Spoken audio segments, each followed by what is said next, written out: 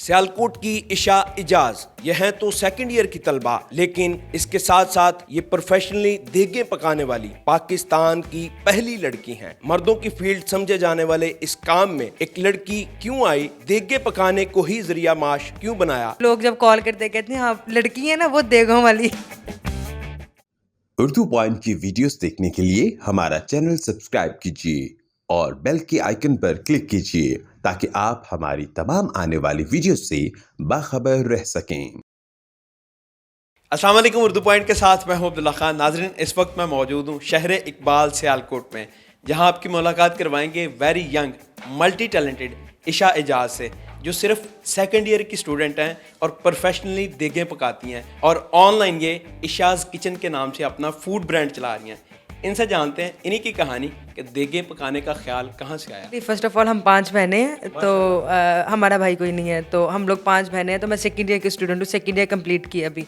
और खाने बनाने का शौक़ था, लेकिन खाने बनाते बनाते ऑर्डर्स बनाती थी छोटे छोटे, जैसे डेली रूटीन के ऑर्डर्स नहीं होते दावतों वगैरह के। तो वो बनाती थी। तो उससे ये हुआ कि मतलब निकाह वगैरह के बनाए ऑर्डर, जिसमें मैंने 70-80 लोगों का खाना बनाया, जिसमें 20-25 डिशेस बनाई। तो वो ना बड़ा अच्छा लगा कि मुझे लगा एक्सपीरियंस कि कुछ अच्छा है, कुछ इसमें कुछ करती हूँ। मैंने ऐसे मजाक में कुछ हर उल्टा काम करने की आदत है, मैंने ना वो करने लग पड़ी। मैंने कहा देग बनाते हैं बाबा, तो वो मैं और बाबा मिलके देगे बनाते थे। तो अल्हम्दुलिल्लाह वो इतना अच्छा काम चलने लग पड़ा। मतलब ये कि हम लोग देगे बनाते थे, लोगों को इतना बड़ा डिफरेंट लगा, लड़की देगे बना रही है। तो लोग जब कॉल करते कहते हैं हाँ लड़की है ना वो देगों वाली। तो मैं कहती हूँ हाँ मैं वही लड़की हूँ।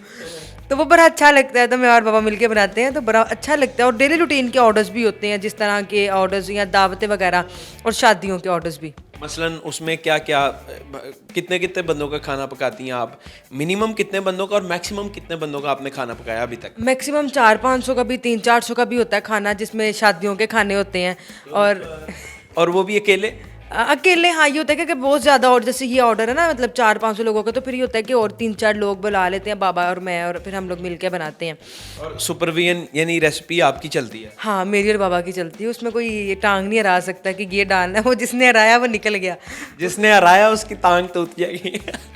अच्छा, मैं सीखा कहाँ से आपने खाना पकाना? सीखा ये ना जिन्स में मिला। मेरे दादा अब्बू का भी ना वो होटल होता था पहले, तो वो बाबा भी बड़े अच्छे कुक थे, तो उससे मेरे अंदर आ गया। क्या बात है। कितनी कितनी डिशेस आती हैं आपको? सब कॉन्टिनेंट के आते हैं, इटालियन या चाइनीज़, क्या क्या बना लेती हैं? चाइनीज़ सबसे आसान मुझे चाइनीज़ और देसी खाना बनाना लगता है। चाइनीज़, कॉन्टिनेंटल, हर तरह का खाना बना लेती हूँ। तो उसमें ये होता है कि दावतें होती हैं, कभी होता है कि किसी की जैसे वो फंक्शंस दावतें वगैरह हो रही हैं, उनके खाने बना रही हूँ। तकरीबन वो 30-40 लोग, 20-25 लोग, 10 लोग, इतने लोगों का भी बना रही हूँ। तो वही होता है कि वो डिशेस जाती हैं। और ये तो देगी होती हैं ना, ये अगर कोई शादी है या कोई जैसे कुछ लोगों के वो फंक्शंस वगैरह होते हैं उसमें देगे जाती हैं, और दूसरे जो होते हैं उसमें दावतों के लिए वो दूसरे खाने जाते हैं। आपकी जो सिस्टर है उनकी शादी भी थी, तो वहाँ पर भी आपने खाना पकाया, इसकी क्या वजह थी? निकाह पे, और जो उनकी मंगनियाँ थी, मकलावे, 50-50, 60-60 लोगों का, 150-150 लोगों का मैंने बनाया। उसमें मुझे कोई इशू नहीं होता। खाना बनाने में बड़ा मज़ा आता है, इंजॉय करके मैं बनाती हूँ। जब मूड ना हो तो फिर गुस्सा चढ़ता है। मतलब ये कभी ऐसा नहीं हुआ कि मैंने बगैर मूड के खाना बनाया है, कि अगर मूड होता फिर बहुत अच्छा बनता है। तो वो ये था कि शादी पे भी मैंने खुद बनाना था, लेकिन वो गर्मियाँ थी, अगस्त का महीना था, तो वो गर्मियाँ थी, तो इस वजह से मैंने नहीं बनाया कि शादी। कोई डर था गश्त ना पड़ जाए आपको या गश ना पड़ जाए? नहीं ऐसा कुछ नहीं था, बस ये था कि ना वो गर्मी बहुत थी, तैयार होती है वो बनाती। कितने डिशेस आपने एक दिन में पकाई हो कि यार ये रिकॉर्ड, क्योंकि याद रखना होता है इसमें क्या डाला है, इसमें क्या डाला है, एक रो में सारी चीज़ें बन रही होती। मेरी कज़न का निकाह का खाना था, तो वो 1 साल पहले, ये इसी महीने में मेरे ख्याल से 9 नवंबर को ये लास्ट ईयर मैंने बनाया था। तो उसमें ना मुझे खुद नहीं था पता, मैंने वो पहला एक्सपीरियंस ही बहुत अच्छा किया। मुझे खुद नहीं था पता कि मैंने क्या क्या बनाना है। मैंने मामू को कहा ये ला दो, और मेरे मामू कहते हैं बस ये 3-4 डिशेस बना लेना, और उसमें मैंने कोई 17-18 डिशेस बनाई। इतनी वो ऐसे टेबल पूरे सजे हुए थे। तो वो जो निकाह वाले लोग आए थे कहते हैं डिशा दे सानू ना भी नहीं पता। ऐसा कभी ख्याल आया वैसे कि जब आपकी अपनी शादी हो तो आपने इस तरह चम्मच रखा हो हाथ में, हाँ जी देखा लाओ सारियाँ, बारात आ रही है वो देख लेंगे? आपका नहीं ऐसा कोई सीन नहीं, वो सारे तंग तो करते हैं, लेकिन नहीं तब तो नहीं ना बनती खुद देगा। वैसे जो वो होंगे ना आपके सरताज, मौज होगी उनकी, तरह तरह के खाने, क्या बात है। वो जन्नत मिल जाएगी दुनिया में। गुड लक होगी फिर उनकी। खुशकिस्मत। आज आप क्या बना रही हैं? चिकन पुलाव। एक चीज़ मैं आपसे जानना चाहूँगा, इसमें कितनी चीज़ें टफ हैं कि यानी खाने पकाना। एक तो घर का खाना होता है ना कि आप छोटी सी हंडिया होती है, आपने एक फैमिली के लिए पकाना है, लेकिन जब आपने 400-500 बंदों के लिए पकाना है तो एक रिस्की होता है। छोटी सी भी गलती हो जाए तो सारी जितनी भी इन्वेस्टमेंट है वो भी ख़राब हो गई। तो इस तरह का डर कितना रहता है और कभी इस तरह का इत्तेफाक हुआ है या मिसहैप कहूँगा मैं? एक दफ़ा हुआ था वो ना, क्या हुआ था कि हमारी कॉलोनी का ही था, मेरी सिस्टर का ना उस दिन मकलावा था। वो भी कि मैंने कोई 20-25 लोगों का खाना बनाना था और वो पहली दफ़ा उनका ऑर्डर आ गया, बनाना भी था मतंजन, तो सबसे मुश्किल होता है। मैंने कहा लून आलू उनका पहला ऑर्डर था, उन्होंने मुझे फोर्स किया नहीं आप ले लें, बना दें, आप बना देंगी। वो मैंने लिया, बन अच्छा गया, लेकिन वो जैसा मैं बनाती हूँ वैसा नहीं था बना, तो वो एक मेरे से मिसहैप हुआ था। तो इसमें देगों में सबसे ज़्यादा मुश्किल काम ये होता है कि इसकी जो आग का प्रेशर होता है ना, क्योंकि इसके साथ हमने ना रेगुलेटर लगाए होते हैं, इसका प्रेशर दूसरा वाला होता है, आम चूल्हे वाला नहीं होता। तो उसकी वो जो स्मेल भी होती है और उसकी जो स्मोक वो आंखों में जब पड़ती है ना, तो इंसान इसके आगे ना स्टिल खड़ा रहे तो आंखों में से आंसू खुद ही आने, जैसे प्याज काटते हुए आंसू आते हैं ना, वैसे आंसू आते रहते हैं। अभी आप कितने लोगों को रोज़ाना का खाना सर्व कर रही हैं और आप इवेंट्स में जाके पकाती हैं या लोग आपसे पकवा के लेके जाते हैं? मुझे ना यही आपकी वाली बात कि सियालकोट से जो सियालकोट के इवेंट्स होते हैं वो तो मतलब हम लोग वो लेते हैं इवेंट्स कि ना जो मतलब फंक्शन अच्छा हो, और मतलब छोटा सा फंक्शन नहीं हम जाके कर सकते क्योंकि उसमें हमें बहुत इन्वेस्टमेंट, हमारा रेंट भी लग रहा है, हम सामान भी लेके जा रहे हैं, तो हम जाके भी बना सकते हैं, उसमें कोई इशू नहीं है। वो तो अच्छा लाइव बन रहा है और लाइव बना रहे हैं और द फंक्शन भी चल रहा है। तो वो इस सूरत हाल में हो सकता है कि अगर फंक्शन भरा है, अगर फंक्शन छोटा और मतलब बहुत ही मिनिमम है और वो मतलब थोड़ी सी उनकी डिशेज है इस लिहाज से, तो फिर वो हम नहीं करते, वो फिर हमारे घर से ही बन के हम लोग भिजवाते हैं।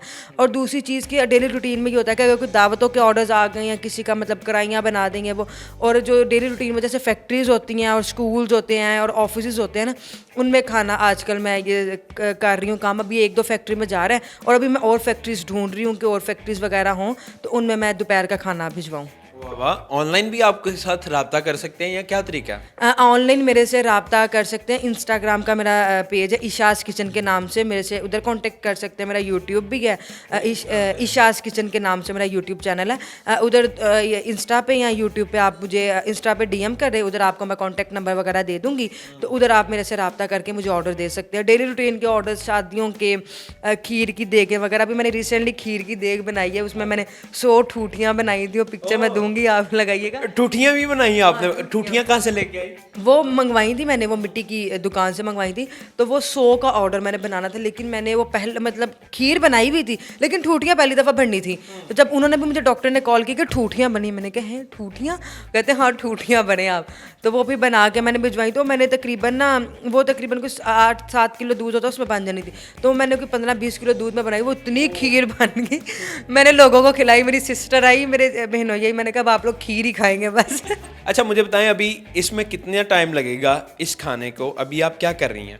लोगों को लगता है कि देख बड़ा मुश्किल काम है, ये हार्ड काम है, लेकिन ये कि जल्दी मतलब ज़्यादा, अगर चिकन की तहों वाली जो मेरी बड़ी फेमस बिरयानी है ना, अगर वो बने वो कम से कम 2 घंटों में तैयार होती है, क्योंकि उसका चावल बॉयल होने, मसाला बनना है, उसकी लेयरिंग होनी है और वो दिन तैयार।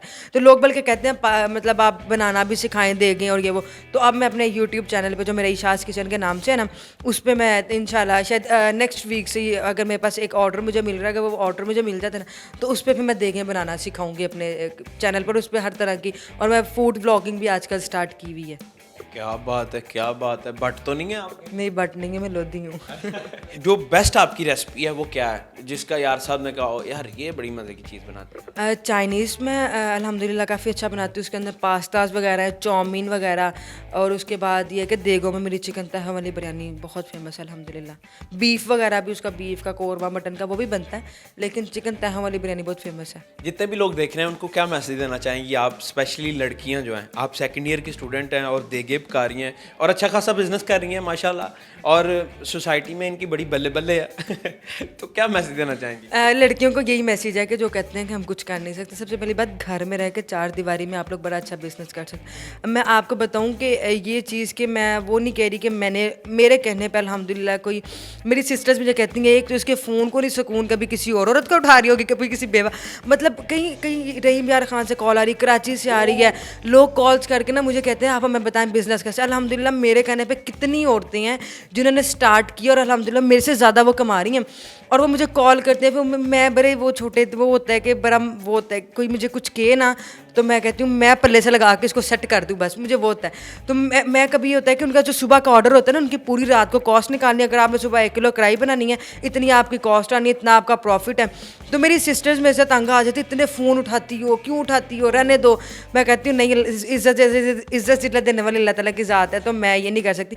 अब वो मेरे कहने पे चले वो कर रही हैं, तो इतना मोटिवेट होकर कर रही हैं, तो उसमें कोई नहीं, अल्लाह वो दुआएं देंगी ना, तो उन्हीं की दुआओं से शायद ये। क्या बात है। ये हैं ईशा, जो यंग लड़कियों के लिए, लड़कों के लिए, औरतों के लिए जो घर में कुछ करना चाहती हैं उनके लिए मोटिवेशन है।